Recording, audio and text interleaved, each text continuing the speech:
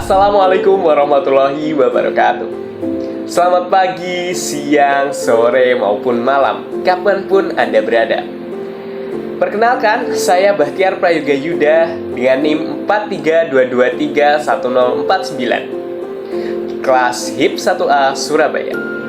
Di sini saya akan membuat video mengenai interpretasi data untuk memenuhi tugas mata kuliah dasar epidemiologi. Baik, di sini saya akan berangkat melalui data yang telah disajikan, yakni tabel berikut ini.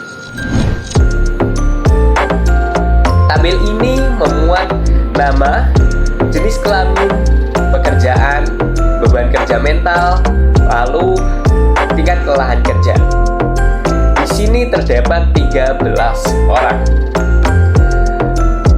Yang perempuan ada 3 orang. Sisanya adalah laki-laki. Baik, dari tabel ini dapat diinterpretasikan lagi menjadi diagram, yang mana seperti berikut ini. Interpretasi yang pertama, diagram ini merupakan diagram tingkat kelelahan kerja, ya, yang kiri. Diagram ini memberikan informasi tentang tingkat kelelahan kerja seorang di bagian administrasi. Ada 3 orang yang mengalami tingkat kelelahan kerja yang tinggi. Lalu ada 5 orang yang mengalami tingkat kelelahan kerja sedang, dan 5 orang lainnya tingkat kelelahan kerjanya sangat tinggi. Di antara 5 orang yang sangat tinggi ini tingkat kelelahan kerjanya, kita jabarkan. Ternyata 100% adalah laki-laki, atau 5 orang semuanya adalah laki-laki. Tidak ada pekerja perempuan yang mengalami kelelahan kerja yang sangat tinggi. Interpretasi yang kedua, di sini ada diagram lagi mengenai tingkat beban kerja mental dan tingkat kelelahan kerja. Diagram yang pertama merupakan tingkat beban kerja mental.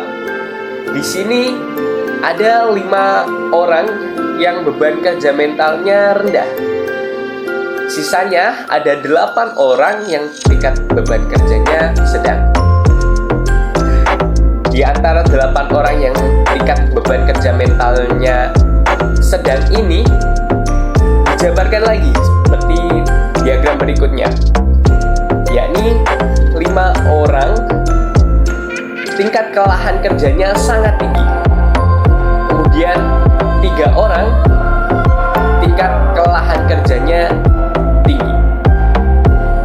Baik, dari seluruh interpretasi data di atas dapat kita ambil kesimpulan, yang mana tingkat kelelahan pekerja di bagian administrasi yang sangat tinggi ini seluruhnya dialami oleh laki-laki. Lalu untuk beban kerja mentalnya sendiri, dari 5 orang yang sangat tinggi itu lalu untuk beban kerja mentalnya ada 2, yakni sedang dan rendah.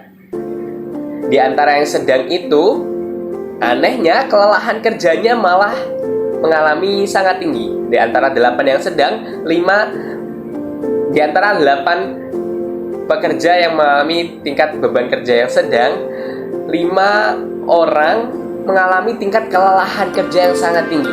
Sedangkan 3 orang lainnya tingkat kelelahan kerjanya hanya dinilai tinggi saja. Selanjutnya untuk rekomendasi yang dapat saya berikan kepada perusahaan adalah untuk melakukan penelitian lebih lanjut mengenai faktor-faktor yang mempengaruhi kelelahan kerja pada bagian administrasi. Karena dari tabel tidak cukup untuk menyimpulkan faktor yang mempengaruhinya. Karena bisa kita lihat sendiri, beban kerja mentalnya 8 orang itu sedang, tetapi tingkat kelelahan kerjanya berbeda, jadi tidak bisa disimpulkan. Jadi perusahaan harusnya melakukan penelitian lebih lanjut. Lalu untuk pekerjanya sendiri yang mengalami kelelahan kerja yang sangat tinggi, saya sampaikan agar untuk speak up kepada perusahaan agar dapat memberi solusi. Dari atau dapat diberikan masukan-masukan oleh perusahaan sehingga dapat memanajemen tingkat kelelahan kerjanya. Baik, sekian yang saya sampaikan. Kurang lebihnya saya mohon maaf. Dan Assalamualaikum warahmatullahi wabarakatuh.